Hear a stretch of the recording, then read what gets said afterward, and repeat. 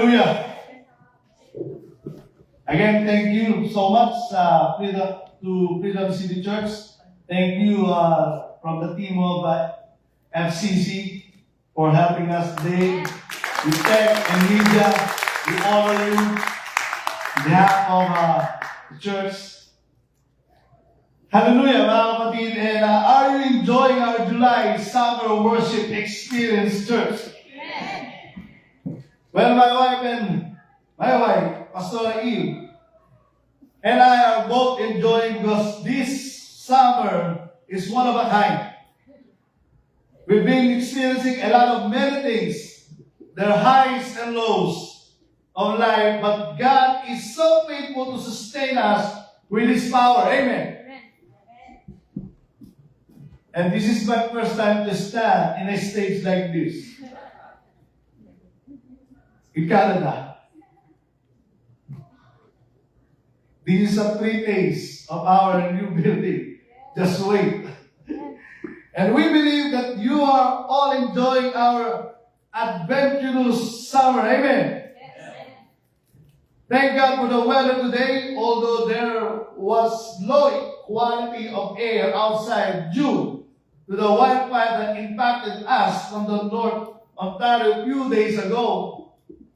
But thanks be to God, we are safe to be out of our houses and gather today here worshiping the Lord together in this beautiful place. Why do we still give thanks? Because the Bible said in Ephesians 5:20, giving thanks always for everything to God the Father in the name of our Lord Jesus. And on our last Wednesday prayer gathering, mga kapatid, our Sister Mylene reminded us also from one of her points that we need to live wisely by continuously giving praise and thanks to our God. Amen. That's why we need to enjoy our summer season this year. Amen po ba? As we continue our series called The King's 7 I Am. As a reminder, we already shared on July 5 about Jesus, the bread of life. In John 6:35, as our number one satisfaction and number two stimulation. Then last Sunday, July 12, we learned about Jesus, the light of the world, in John 8:12, being our sunlight and sunlight. And today, for our third topic, from the King 7 I Am.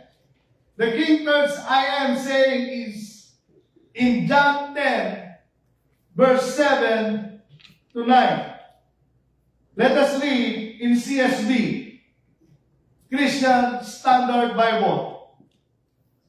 Jesus said again, truly I tell you, I am the gate for the sheep. All who came before me are thieves and robbers, but the sheep didn't listen to them. I am the gate. If anyone enters by me, he will be saved, and will come in and go out and find pasture. And my topic today is called Jesus the Gate.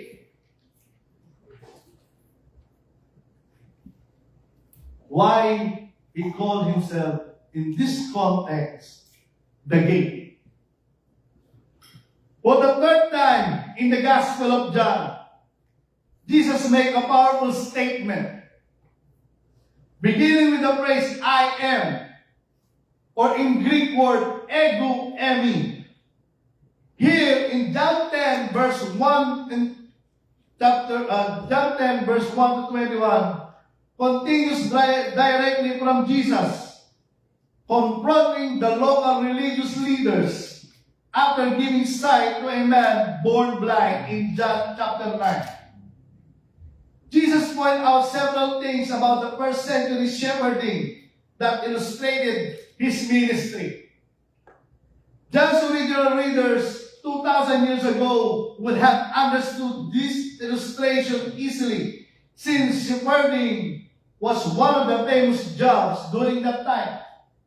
So, ibig sabihin mga kapatid, madaling maiintindihan ito ng kanyang audience. Because yung shepherding ay isa sa number 1 nilang trabaho. And what is the other one? Because of, beside shepherding, ano? Fishing. Na paborito ni Tito Ed. Kaya nagre-ready na po yan sa fair heaven. Jesus described a flock of sheep in a fold or pen that had solid walls and only one door or gate. Next slide, please. That's it. So that is the sheep pen or the sheepfold. May istorya, bakit ganyan lang po yung itsura niya? I will tell you. The pen in view was a large enclosure some distant from any human dwelling place. In their culture, several families who owned sheep would feed their sheep in nearby pasture and hire a gatekeeper or watchman to guard the gate to such an exposed enclosure. So you will see the person at the door. That's called the gatekeeper or watchman.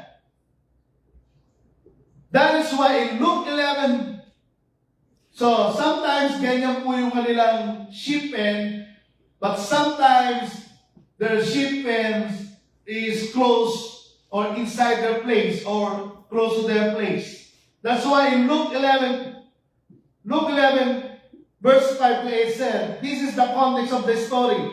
Then Jesus said to them, suppose one of you went to your friend's house very late at night and said to him, a friend of mine has come into the town to visit me, but I have nothing for him to eat. Please give me 3 loaves of bread. Your friend inside the house answered, go away, don't bother me. The door is already locked. My children and I are in bed. I cannot get up and give you bread now. I tell you, maybe pressure is not enough to make him get up to give you the bread, but he will surely get up to give you what you need if you continue to ask. Kasi ang context ganito mga kapatid. This is the context. Kung bakit po yung may-ari ng bahay ayaw papasukin o bigyan ng bread yung nangihingi na kaibigan niya, ang sabi niya, di ba, natutulog na yung sila at saka yung kanyang mga anak.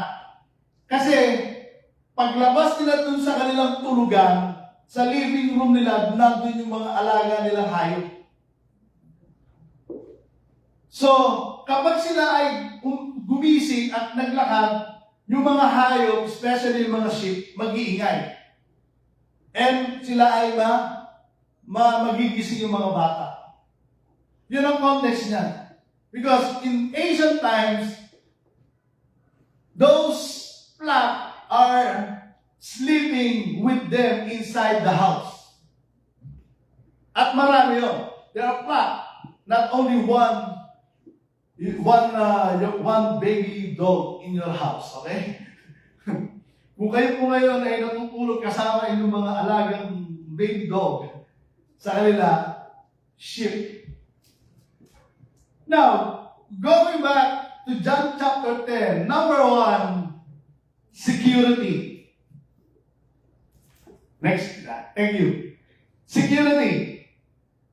I'm the gate. If anyone enters by me, he will be safe. In Jewish culture, the door or the gate represent a local security way of entrance into Judaism.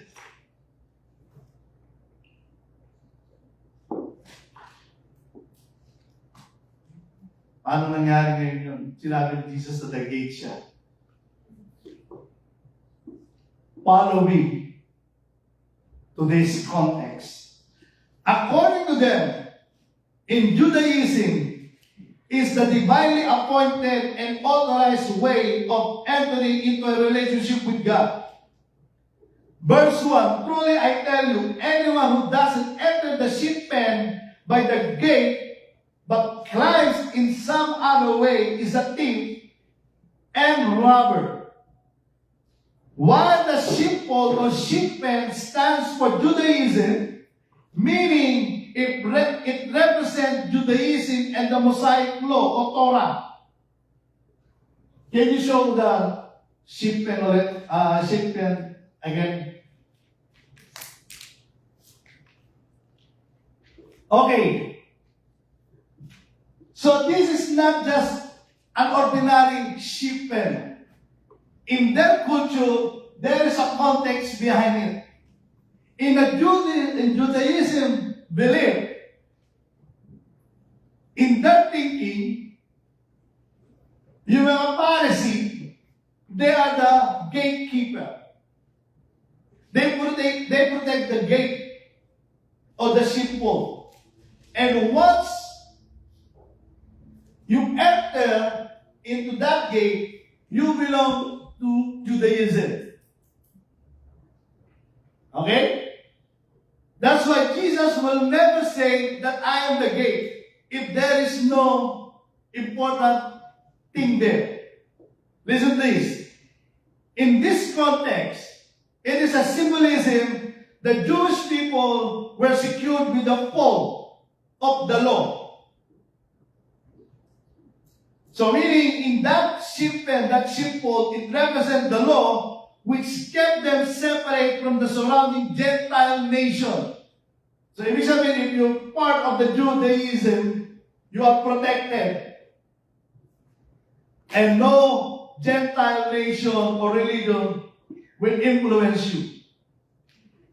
What is Judaism? Judaism is a monotheistic or meaning one God religion traced to the ancient Hebrews.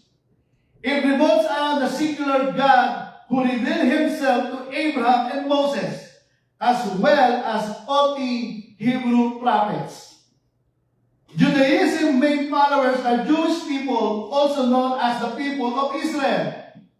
And these people, they thought that they were secured when God made a covenant only with them in the Old Testament, requiring obedience to the Torah or the law. What is the law? The Mosaic law, Genesis, Exodus, Leviticus, Numbers, Deuteronomy. The Jewish people believe their response to God is only important for all humankind. Their Jewish life is guided by scriptures, the Old Testament, at the same time the rabbinic tradition, meaning the priestly, the rabbi.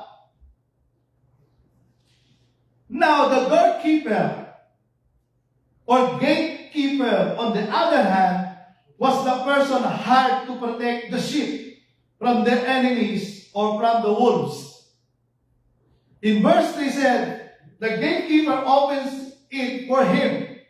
The sheep hear his voice. He calls his sheep by the name and leads them out.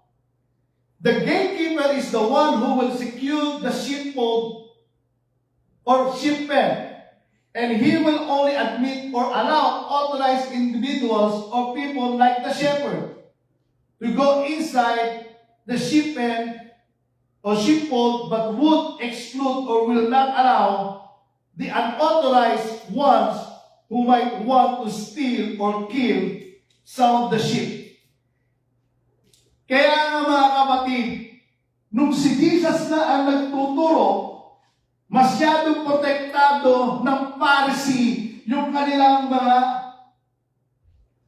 Jewish people. Because they don't want someone to teach another teaching rather than them. Eh, hindi po pwede magturo kung si Jesus. Tayo lang dapat na nagtuturo. For example, ako lang dapat na nag-preach dito. Ako lang ang pastor. Ako lang ang credential. Hindi po pwede may ibang mag-preach. But I am not like that. That's why I'm training you as a lay preacher so that you will stand also to preach. Not me only. Sa Pharisee, hindi ganon. Other than them,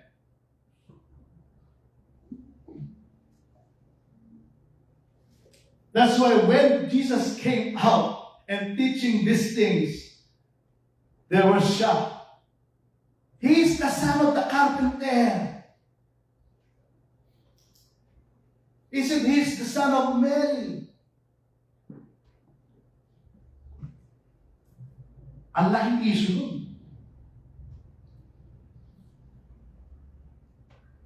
Baka maya-maya mo, turuan ko si... Ilan taon ba si Hena?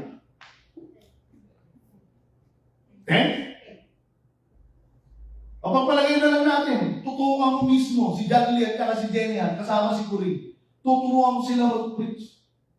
And then they will stand here preaching. Baka masyak kayo. Bakit marami akong experience kaya sa kanila ba? Ganon ang nangyari kay Jesus. And Jesus is telling them, I am the gate. The side of the sheepfold or sheepmen were high enough to prevent sheep from getting out and wild animals from getting in. This structure would have a single opening, and the gatekeeper was the one who serves to be the door or the gate of that opening, or as a human gate. See? He is the human gate. To secure the sheepfold or sheepmen. This was the only intended place for the sheep to come in or out. Anyone attempting to get into the fold without using the single door was by definition up to no good as the thieves and robbers. So, pag may pumasok dyan na unauthorized, magnanakaw yun. And that's why ganyan kataas yan, para yung wolves hindi makapasok. Now, in verse 7, Jesus said again, truly I tell you, I am the gate for the sheep. Jesus introduced of his I am ego eimi claims. He claims to be the door or gate of the sheepfold. When the Lord Jesus Christ told this to the Pharisee during that time, claiming to be the gate, he is not saying this to them as a being equal to the Father. Hindi niya lang basta sinasabing equal siya sa Father. He is also telling them that he is over or beyond their beliefs. In Judaism,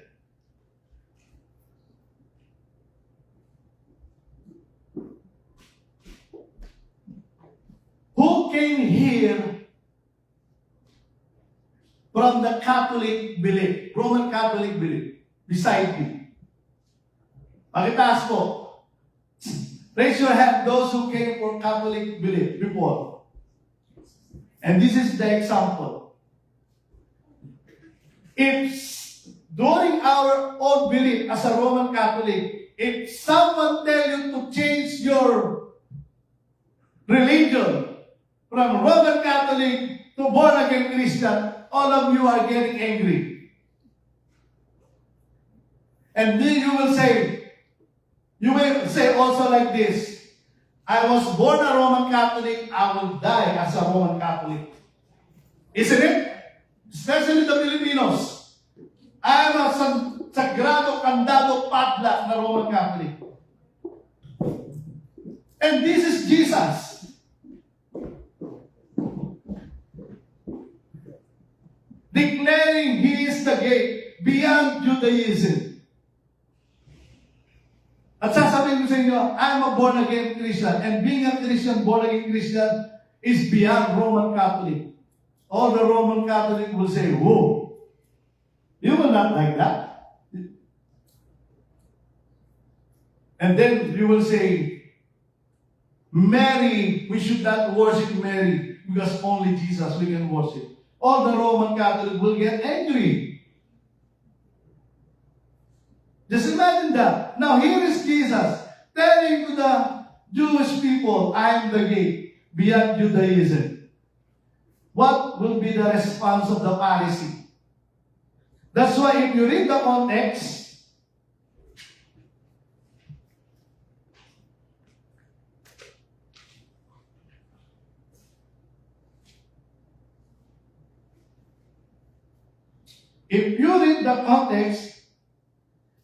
in John 10, I think they were angry.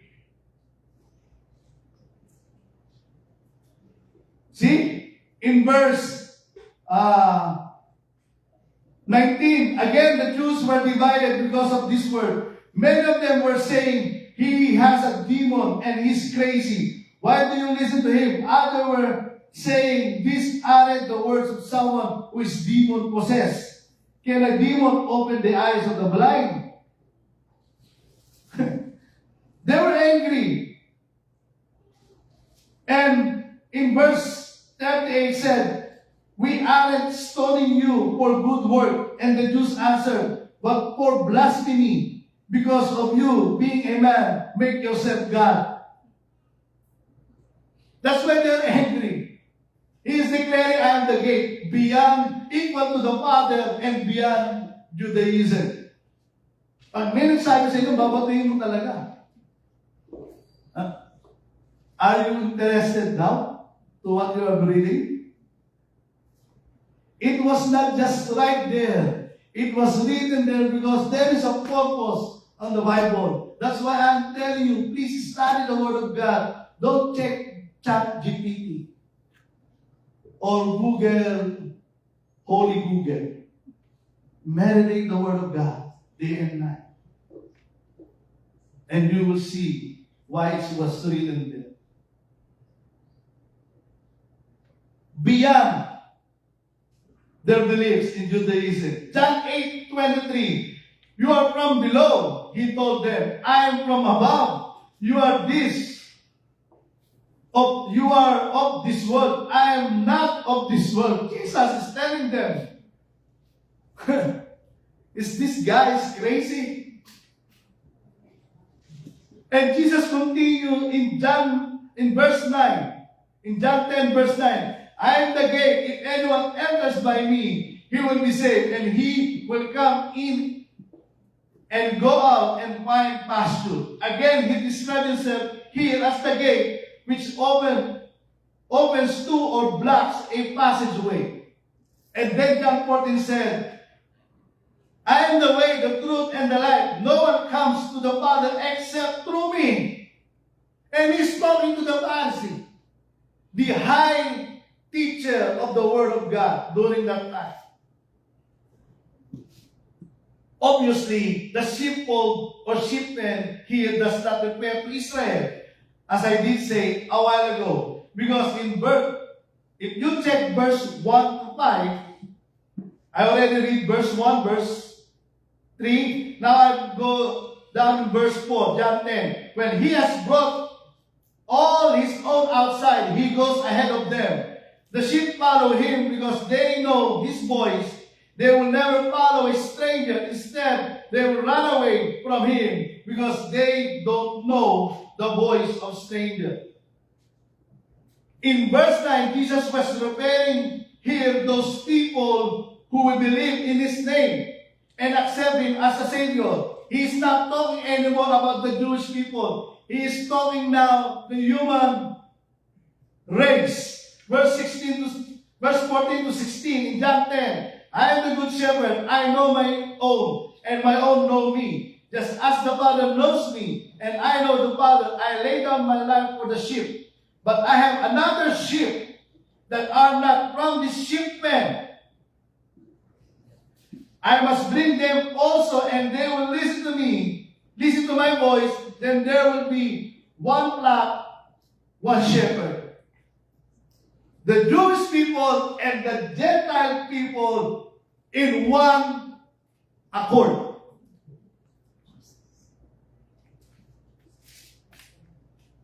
Remember, you are not Jewish, you are a Gentile. For Jewish people, they could not go in out of Judaism. Para sa kanila, hindi ka pwedeng lumabas. Hindi ka pwedeng lumabas sa Judaism, hindi ka rin basta-basta makakapasok. That's for Judaism. But through our Lord Jesus Christ, He described Himself, the security that God provides, the satisfaction of life enjoyed by His sheep, those over whom He exercised a shepherd's care. Church, Jesus provided for His people, or to all of us, a security that we need daily. And this is 24 hours a day and 7 days a week. The security we found in Christ as the gate of our life is different from the security of this world. This is not only for our security, for our physical need, but also for emotional, mental, financial, and most especially to our spiritual needs. Amen. The Lord Jesus Christ has secured everything within our life. Church, that's why in Christ there is no more tears, no more fears among us because of the security we have found in Him. Bakit nagwo-worry ka? Why are you worrying if you are secured?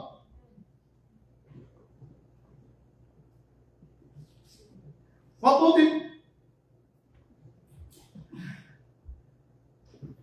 The song knows this. Why worry?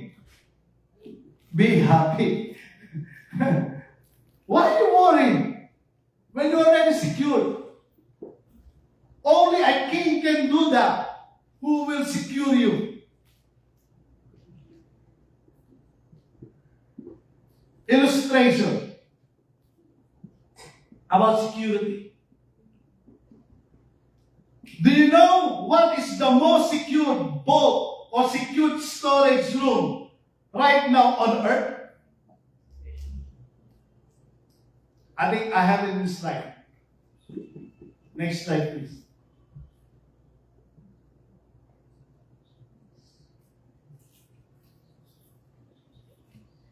No, the other one. Yeah, you go back. Go back. Yeah, that's it. Thank you. The Bank of Spain, located in the heart of Madrid. See, God is orchestrating right now. He brought me to Spanish church. We are here now in this Spanish church because my illustration is about Madrid. But I think Pastor Armando is from Colombia? El Salvador. Sorry about that. So, stores located in the heart of Madrid, stores just over 281 tons. The next slide, please. Thank you. 281 tons of gold bullion and nearly 500,000 coins in its vault. One of the largest numismatic collection in the world. Bullion is a physical gold, silver, platinum, or palladium that is refined to high purity and formed into bars, ingots, and coins. Numismatic is an adjective that relates to the study of collection of coins, tokens, paper, money, and medals. It is said that the vault floods when thieves enter. Although this feature has never been used for obvious reason, because no one tried to attempt to rob it yet. The chamber is more than 35 meters deep and is guarded by several 16-ton, 14-ton, and 9-ton armored doors. Getting in is not easy, and getting out is even harder. The most secure place right now on earth. And right now, if you think about this, church, the most secure person on earth is the person who put his and her trust on God daily. Without any single doubt in her heart and mind. That is the meaning of Jesus, the gate of our life. So why you worry? And this is what Proverbs 3, verse 5 to 10 said. Trust in the Lord with all your heart. Not half, all. It means the whole heart and mind. And of course, the whole being. All. And do not rely on your understanding. It means we need to rely only to God's miracle mind. We need to incorporate our mind to the mind of Christ. That's why the Corinthians said, have a mind of Christ.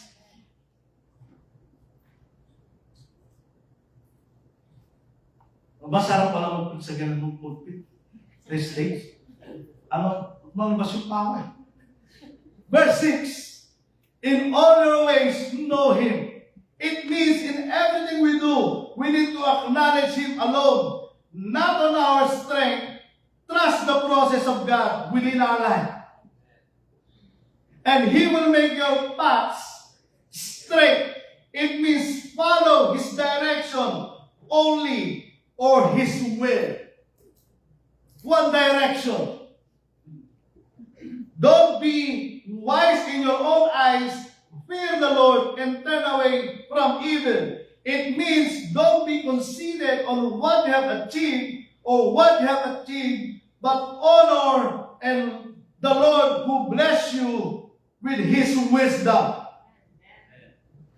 This will be healing for your body and the strengthening for your bones. Why? Because a conceited or prideful heart will make your heart and mind sick, leading to a weakening of your body daily because of the stress that have been saturated by your mind and heart.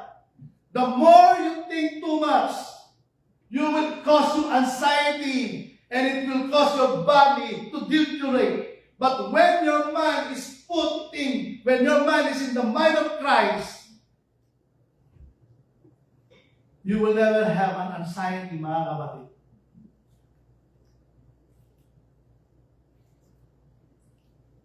Honor the Lord with your possession, with the first produce of your entire harvest. You know why? If you read the context, Solomon is telling them to trust the Lord. And in this message, he put honor the Lord with your possession, with the first produce of your entire harvest. You know why? All of us is a believer, follower of Christ.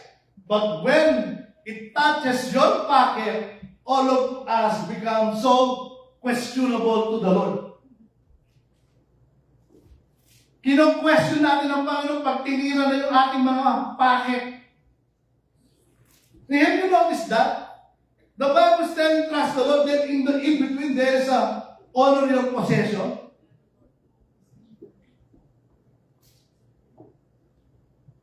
I don't know about you, church, but for me, bringing back my whole tithes is one of the examples of putting my whole security to God alone.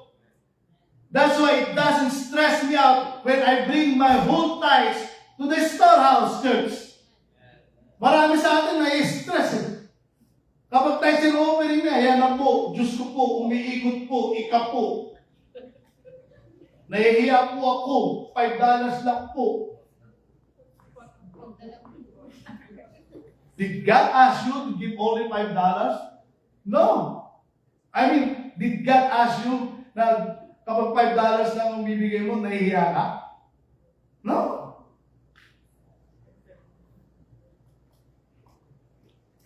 And then, if you put your trust on God, especially in your possession, this is what the verse then said.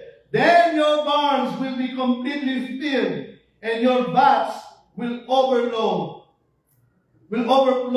with new wine.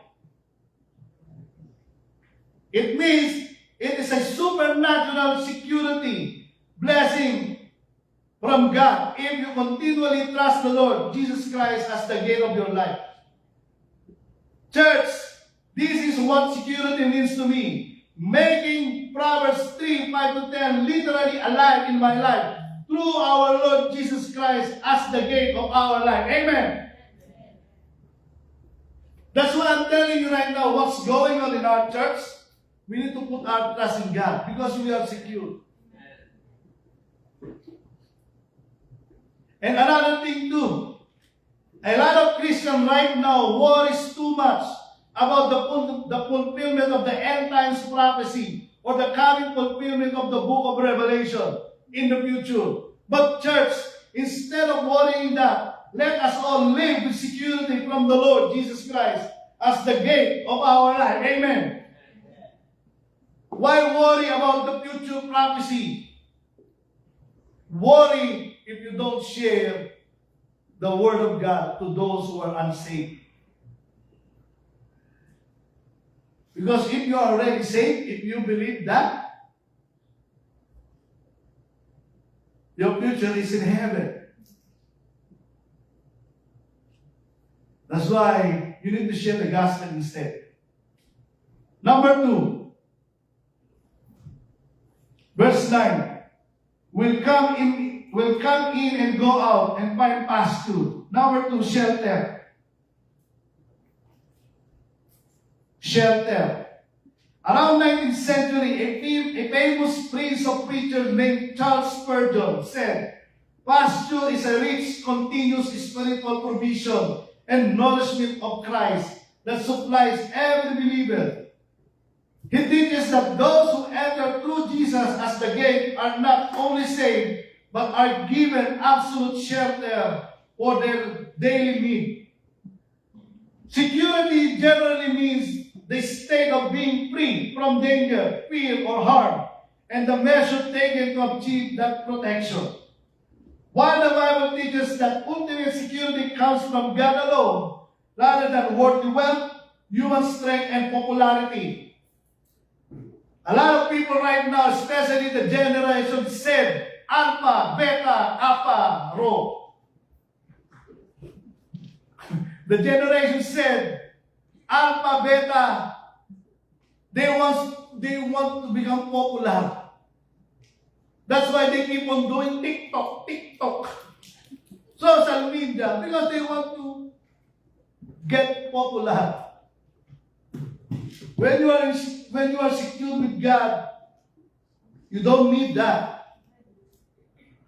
It teaches the follower of Christ a deep sense of peace that comes from Christ's salvation alone and spiritual growth through the works of the Holy Spirit.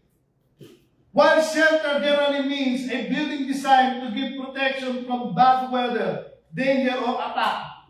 In our home last week, even yesterday, we are protected by our home last week as a wonderful shelter by protecting us from the bad weather caused by the wildfire, and yesterday caused by a tornado. While Jesus is our shelter, it means He is a secure, unchanging refuge for protection, peace, and spiritual safety. It represents deliverance from eternal consequence of sin, a reliable fortress or shield where a follower of Christ can run for comfort, strength, and rest during the storms and trials of life. And this is what pasture means when we honor Jesus Christ as the gate of our life. Amen. Shelter. The next picture, please. Do you know what is the most secure shelter right now on earth for habitat? the Salvard Global Seed Boat. This boat opened in 2008. The Salvard Global Seed Boat was designed to preserve plant seed in case of major crisis leading to destruction or contamination of other seed bags and gene banks around the world. And if during the catastrophe, all the people will go there so that they have the food or plants. The seed boat does not have a full-time staff. However, its security system are advanced, fully automated, and self-sustaining. The site is designed to last for hundreds, if not thousands of years, and could withstand global catastrophe, fires, nuclear attacks, global warming, and more. The entrance is located 130 meters above sea level, protecting it from potential floods. Tunnels extend 500 meters into a mountain built of concrete. Its security system includes airlocks, blast-resistant doors, fences, motion detectors, and a protection system. Internal breaches are unlikely. Access and door codes are spread among multiple employees. No single person has all the codes necessary to access the boat. The location of the boat provides one of its most vital layers of physical security. The boat is located deep inside a mountain in the Norwegian Arctic, approximately 600 miles from North Pole. Low temperatures, remoteness, and a hostile environment make it extremely difficult for uninvited guests to reach it, and much harder to break into it. The most secured shelter right now. And right now, if you think about this, church, the most sheltered person on earth is the person who put her trust on God daily, without any single doubt in her heart and mind. Jesus as the gate of our life. Amen. And in Psalms 91 said, samahan niyo po, Psalms 91, CSB. The one who lives under the protection of the Most High dwells in the shadow of the Almighty. I will say concerning the Lord, who is my refuge, my fortress, my God in whom I trust. He himself will rescue you from the bird trap, from the destructive plague. He will cover you with his feathers. You will take refuge under his wings. His faithfulness will be protective shield. You will not fear the terror of the night, and arrow that flies day by day. The plague that stalks in darkness, or the pestilence that ravages at noon. Though 1,000 fall at your side and 10,000 at your right side, the pestilence will not reach you. You will only see it with your eyes and witness the punishment of the wicked.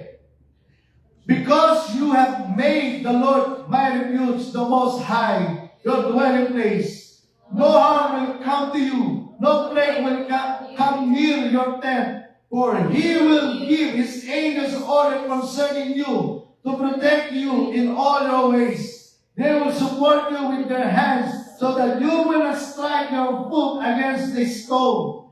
You will tread on the lion and the cobra. You will trample the young lion and the serpent, because he has his heart set on me. I will deliver him. I will protect him, because he knows my name. When he calls out to me, I will answer him. I will be with him in trouble. I will secure him and give him honor. I will satisfy him with a long life and show him my salvation. Hallelujah. Hallelujah. Amen. Please give God a clap offering, mga kapatid.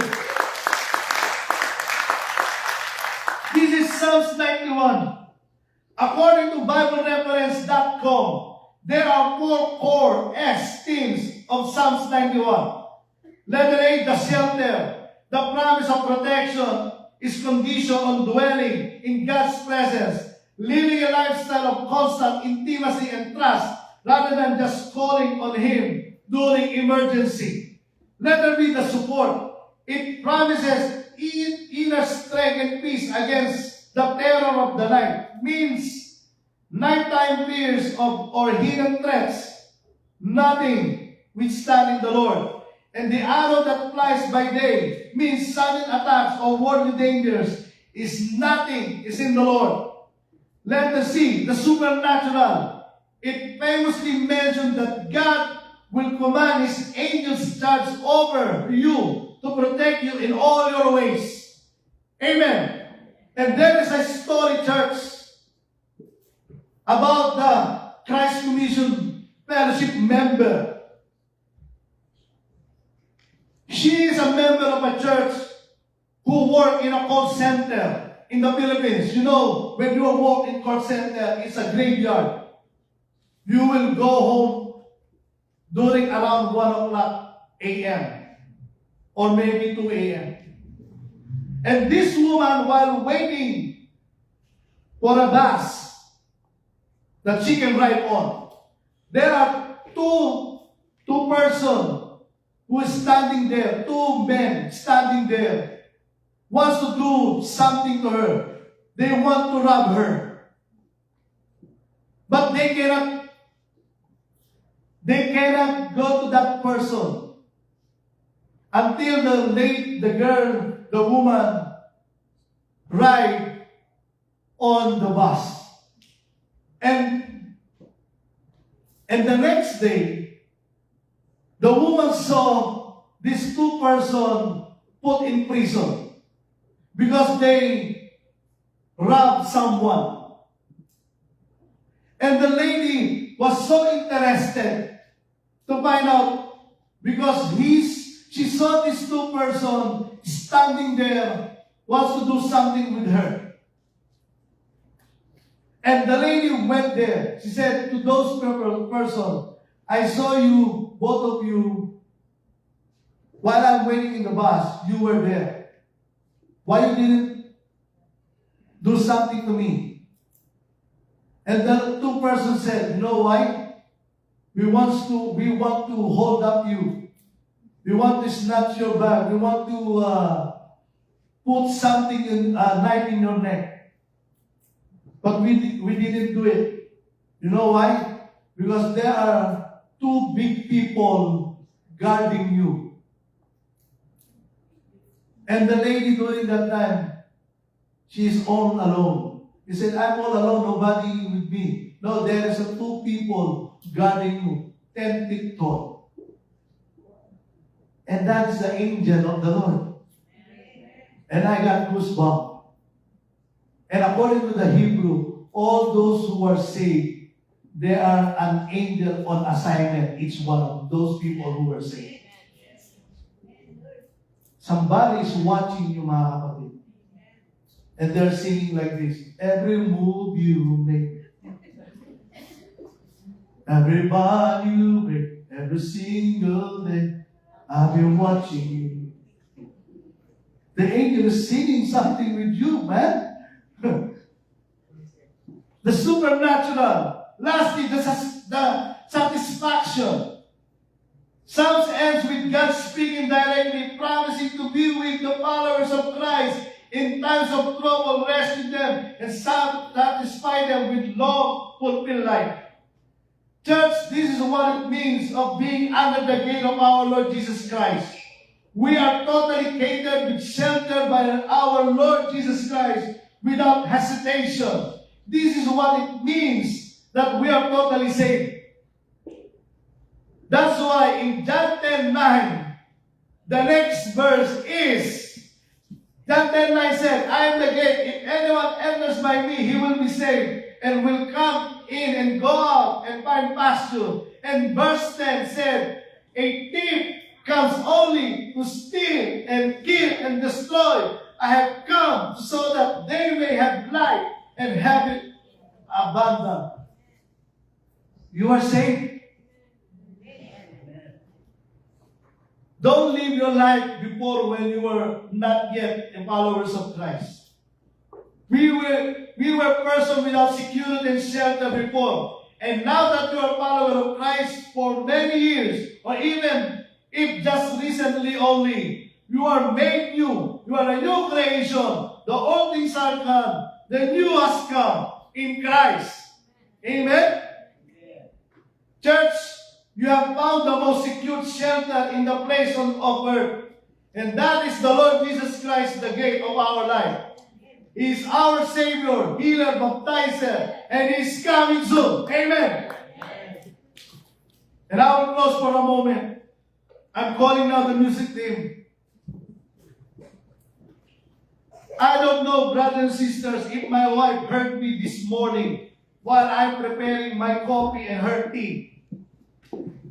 I am trying to make a point, and I entitled it with this: you are the one. And the poem goes like this: you are the Holy Savior who saved my soul. You are the healer who heals my soul. You baptize me with your Spirit, and my soul rejoice. You're coming soon to take my soul with you. You are the one, my Majesty, King Jesus, over my soul. Amen. In the blink of an mind, the Lord gave me a poem like this. And who knows, maybe it will become a song. You are the one. Amen. Now, if you are a Jewish, the most secure shelter for them is their religion, Judaism. But remember what Jesus said. He is the most secure shelter on earth, being the gate. Brothers and sisters, I will close with this. Last May, I worry also like you all. I worry, church, after the camp. Because if I don't worry, you need to worry for me. If I don't worry. I worried as your pastor because I was thinking of what next for New Creation Church after Heartland in June. There was a bothering voice in my mind that was telling me to stay in Heartland. But the more I wanted to and finalize my own decision and to tell it to the whole core leadership to stay for the meantime in Heartland, the more God pushes me to move forward and to go to other place, because He gave me a vision in 2025 to move to a new location. Every confirmation was in the proper place that we need to move out from Heartland. And as your pastor, I saw and heard it. But at the same time, it is hard for me to do that. Because as I see all of you, I worry. But when the month of June came, a strong presence of God, a prophetic move happened to us every Saturday, incubation night. And I have seen how God has secured us spiritually, physically for our next journey. He is securing and sheltering us with His word and promises and making our faith in Him audacious, boldly and fearless, that we need to rise up or to arise with our strong faith, and then He is our gate that secure and shelter us. And the more I study the 7 I am statement of Jesus, the more I become excited for our next location, church. The conviction gets stronger every day that we are in the right path, and we need to wait patiently because the Lord Jesus Christ is in control. He got our back. In our incubation night last night, the Lord spoke to us again to trust in Him because the battle is in the Lord. Whatever battles we have in our way right now is in the Lord. And all we need to have to do is to fully trust in God. No hint of doubt. Maybe some of us have quietly asked why we are in the park right now. Why we are in a Kuya Weber's backyard. while we are here at FCC, and where will be our next rehearsal place? Is the Team Church. In our situation right now, have we ever failed to see spiritually how the Lord Jesus Christ, who is the bread of life, has been satisfying our needs, stimulating our growing of faith? Are we seeing Jesus as the light of the world? How He guiding our path straight for our next journey? In all of these happening circumstances and situations we have, did you kneel and pray, joining us, praying together? All of these circumstances and situations we have, I have seen and been experiencing the Lord's mighty presence, because He is my gate that secured and sheltered me before, now, and forevermore. Amen. Amen. How about you, church? Maybe personally you have your own battles, trouble, or issue. But be encouraged today. Let us put our trust in God. In the name of our Lord Jesus Christ, the gate that secures our needs, shelter us 24/7. He loves us and He is always faithful to us. Hallelujah. Hallelujah, Lord. We honor you, Lord. We give you praise. Hallelujah. Hallelujah.